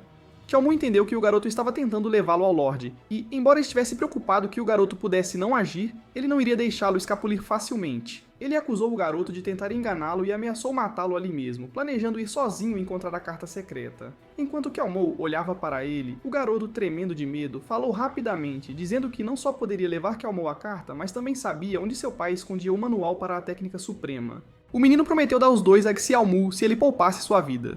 Xiaomu perguntou ao menino como se aproximar da técnica. O menino explicou que o manual se chamava Um Guia para o Domínio das Artes Marciais Lendárias, e seu pai frequentemente praticava com ele, afirmando que era incrivelmente poderoso. Ao ouvir isso, Galmo ficou animado e imediatamente puxou o garoto para que ficasse de pé, exigindo que ele mostrasse o caminho. Ele avisou o menino para não tentar nenhuma artimanha. Eles foram até a sala de estudo de Gu, onde o menino procurou pelos itens que havia mencionado antes. Quando o menino os entregou a Xiaomu, Xiaomu se perguntou por que algo tão importante não estava sequer trancado.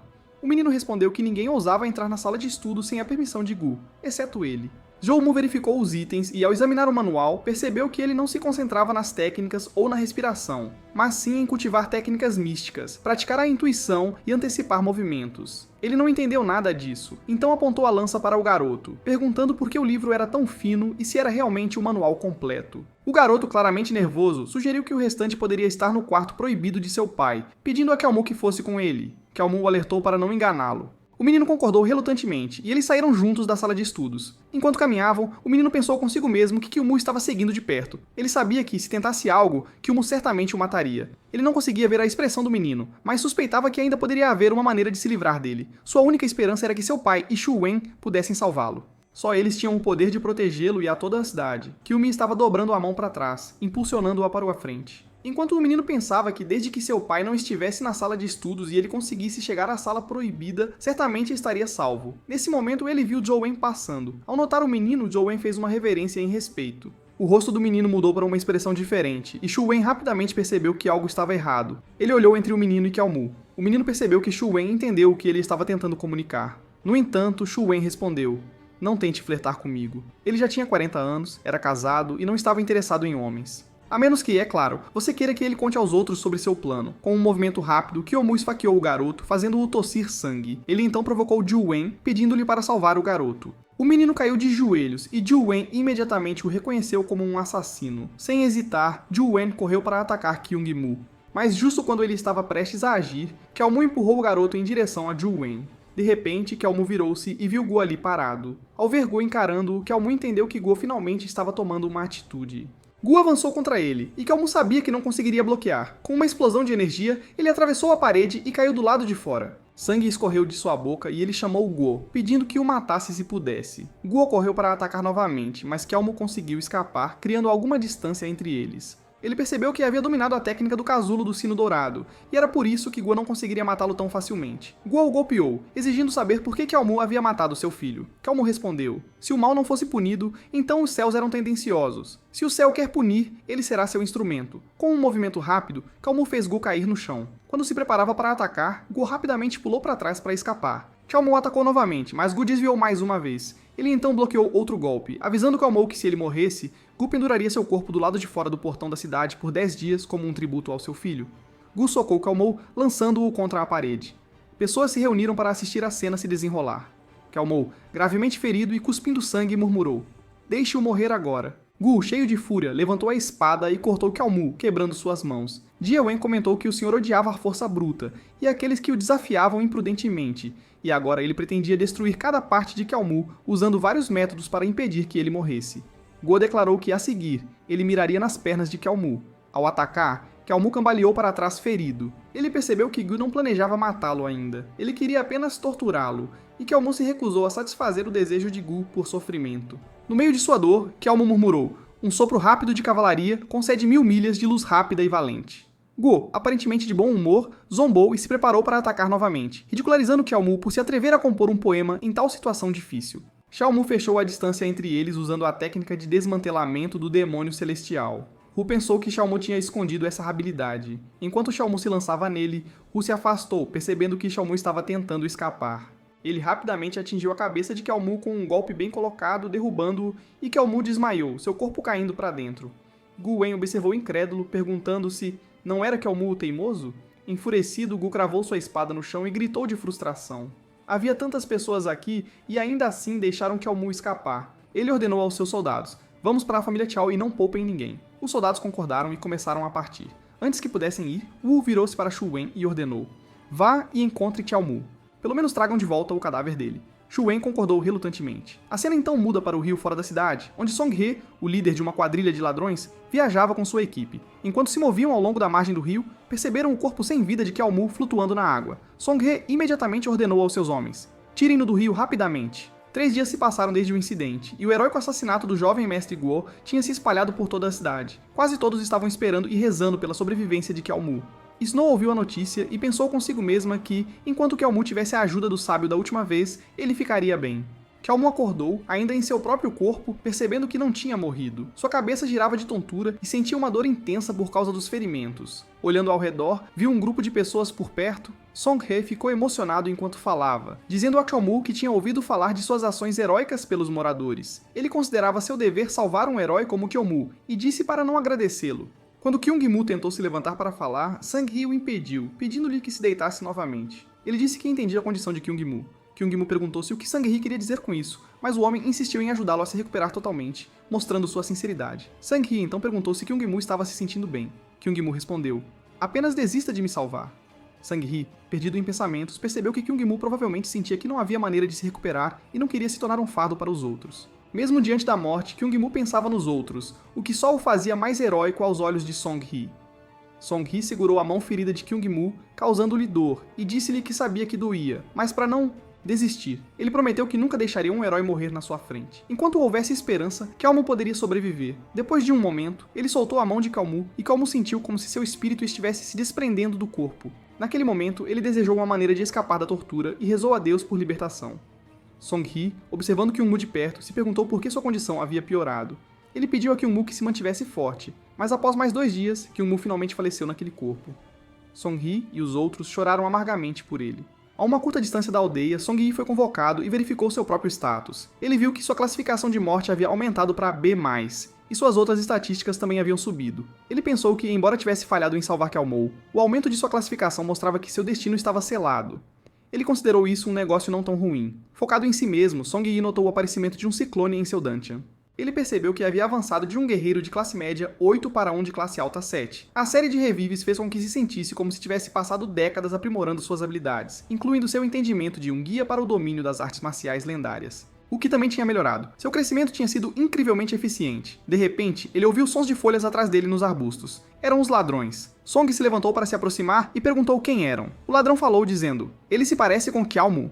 O primeiro ladrão, desconfiado, exigiu saber quem ele era e por que estava espionando nossa base. Kyaomu pensou consigo mesmo que tentaria algo novo desta vez. Ele se apresentou como Kyaojang, mas ele era Kyaomu, alegando ser o pai de Kyaolin, e que estava lá para encontrar seu filho, Kyaomu. Os 3 ladrões hesitaram. Ele não parecia ter mais de 30 anos, mas referia-se a si mesmo como o pai de Kyaolin. Kyaomu percebeu que esse era o efeito do soco imortal. Snow tinha lhe dito que, após dominá-lo, alguém poderia permanecer jovem para sempre. Ele não havia sentido seus efeitos antes, mas agora estava começando a percebê-los, e agora ele precisava colocar as mãos na segunda metade do livro. Ele mencionou que estava apenas praticando intensamente e treinando diligentemente, e pediu aos ladrões que o levassem até seu filho. Algum tempo depois, na base dos ladrões, Kyaomu viu o corpo sem vida de seu antigo eu. Song-Hee estava sentado perto. Kyaomu, assumindo o papel de um pai enlutado, disse a Song-Hee: "Meu filho morreu como queria. Por favor, não fique tão triste com a morte dele. As questões dos mortos estavam resolvidas, mas as dos vivos devem continuar." Ele então declarou que Guo, o senhor da cidade de Yan, havia matado os 2 filhos da família Kiao. Ele iria atrás de Guo pessoalmente. Song-Hee, observando Kyaomu, pensou consigo mesmo: "Não é à toa que todos na família Kiao eram tão esquentados. Deve ser ele quem incutiu essas coisas em seus filhos." Kyaomu disse que podia ver através de Song-Hee que era um ladrão e na verdade tinha planos para o mundo inteiro. Então ele perguntou se Song-Hee se juntaria a ele para discutir os eventos envolvendo Guo, e juntos poderiam lutar pelo povo. Song-Hee respondeu que parecia um momento de déjà vu. Kyaomu pensou em como estava agora no auge da classe 7, forte o suficiente para lutar contra Guo. No entanto, havia mais do que apenas Guo em sua propriedade, e seria sensato encontrar um aliado. Song-Hee acreditava que Kyaomu era realmente forte, e se eles pudessem se livrar de Guo, valeria a pena tentar. Mas Song-Hee sabia que Kyaomu era impulsivo, então decidiu acalmá-lo primeiro. Ele disse a Kyaomu, agora em sua forma viva, que tinha visto através dele instantaneamente e ficou feliz por isso. No entanto, derrotar Guo levaria tempo e invadir sua propriedade não funcionaria. Kyaomu disse-lhe para levar o tempo que precisasse e ir procurá-lo quando estivessem prontos. Enquanto trabalhava com o cadáver, Song-Hee perguntou o que ele estava fazendo. Kyaomu levantou o cadáver e explicou que tinha mencionado anteriormente se seu filho estava vivo ou morto. Ele planejou encontrar alguém para enviar o corpo a Guo, para que aqueles cães não interferissem no grande plano de Song-Hee. Song-Hee ficou chocado e perguntou se Kyushu realmente pretendia enviar o cadáver de seu filho para Guo. Ambos saíram e Song-Hee explicou que Guo odiava Kyushu e estava planejando pendurar o corpo na muralha da cidade para mostrar ao povo que Kyushu nunca descansaria em paz. Kyaomu respondeu que seria perfeito. Ele usaria o cadáver de seu filho como isca, e se Guo deixasse sua propriedade para esse propósito, eles poderiam facilmente matá-lo. Kyaomu o impediu de fazer tal movimento com seu filho. Ele se virou para Song-hee e disse para não se preocupar com isso. Se eles pudessem matar Gu, ele seria a isca em vez de seu filho. Song-hee pensou por um momento, então fez uma reverência para mostrar seu respeito. Ele disse que cuidaria do corpo de Kiao-mu com os melhores médicos da cidade. Ele aconselhou Kiao-mu a ficar na base por um tempo e esperar pelas notícias. Kiao-mu concordou, pensando que havia ganhado tanto um aliado quanto um plano para o assassinato. Agora ele precisava encontrar uma maneira de aumentar sua classificação de morte. A cena mudou para o escritório de Gu, onde ele estava lendo um livro. De repente, um pássaro voou para dentro, carregando uma carta amarrada à perna. Gao pegou a carta e pensou consigo mesmo que nem os melhores videntes do clube de artes marciais conseguiram encontrar informações sobre a família Kiao. Poderia ser que Kiao-mu e sua família estavam fingindo ser um grupo maior? Ele percebeu que quase tinha sido enganado por duas crianças tolas. Um homem entrou e relatou que encontraram o corpo de Kiao-mu.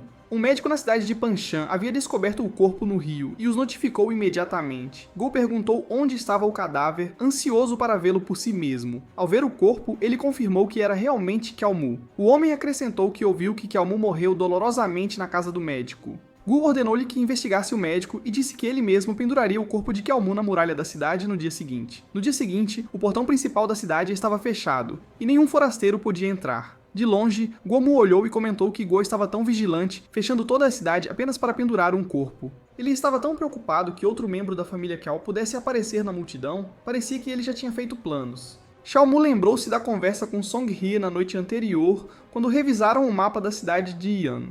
Xiaomu disse a Song-hee que, embora pudessem estar colaborando, ainda precisavam proceder separadamente. Song-hee perguntou se Xiaomu já tinha feito um plano. Xiaomu respondeu que precisava que eles infiltrassem na cidade. No momento em que Gu deixasse sua residência, Song-hee teria que criar uma distração e atrasar os reforços, enquanto Xiaomu iria diretamente até Gu e o mataria sozinho. Sang-hee bateu com a mão na mesa, perguntando se Kiao-mu realmente planejava enfrentar Gu sozinho. Kiao-mu, surpreso, manteve-se firme e disse-lhe para não tentar persuadi-lo. Ele acreditava que ninguém podia superá-lo quando se tratava de lutar. Sang-hee, animado, reconheceu que assassinar Gu era a etapa mais perigosa do plano. E ainda assim, Kiao-mu estava disposto a carregar um fardo tão pesado, abrindo o caminho para o resto deles. Xiaomu o impediu, dizendo que simplesmente não queria que Song-hee se envolvesse. Seria melhor assim. Se fosse honesto, Xiaomu adorava se exibir na frente dos outros e não deixaria que Song-hee lhe roubasse essa oportunidade. Além disso, se Sang-hee pudesse encontrar quaisquer pistas adicionais enquanto infiltrava a residência de Gu, seria de grande ajuda. Sang-hee ficou chocado ao ver Kaya-mu arriscando sua vida por isso,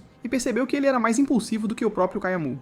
Kao-mo então continuou, mencionando que quando Song-hee o encontrou pela primeira vez no rio, ele deve ter caído no poço dentro da residência de Lord Gu. Ele acreditava que havia um caminho sob o poço que levaria para fora da cidade e para as montanhas. No dia seguinte, Song-hee usaria essa rota para entrar na residência despercebido e ajudar Kao-mo em sua missão. A cena mudou para o tempo presente, onde Song-hee e sua equipe chegaram ao caminho secreto. Ele ordenou: "Vamos infiltrar-nos na residência de Lord Gu e ajudar Xiaomu em sua tarefa de assassinar o ladrão Gu. Vamos a..." partir.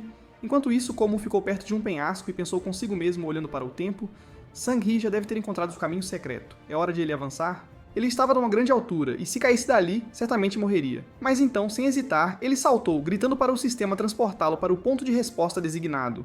A cena mudou para o distrito exterior da cidade, onde Kiao-mu foi convocado. Ele ficou satisfeito por ter chegado diretamente na cidade, e enquanto procurava sua lança, prometeu que definitivamente derrubaria Gu. Horas depois, Gu chegou com muitos guardas carregando o corpo morto para pendurá-lo. As pessoas ficaram chocadas, pois acreditavam que era o funeral do jovem mestre, mas nenhuma delas estava vestida com roupas de funeral. Uma pessoa comentou que a cidade estava em causa há vários dias, e se perguntou quando finalmente terminaria. Gu ordenou: "Abram o caixão e mostrem o cadáver." Um homem abriu com um chute e, segurando o cabelo do cadáver, ergueu-o para mostrar. A multidão arfou de horror diante do corpo grotesco, mas não parecia o jovem mestre. Em vez disso, parecia o herói que havia atacado o jovem mestre.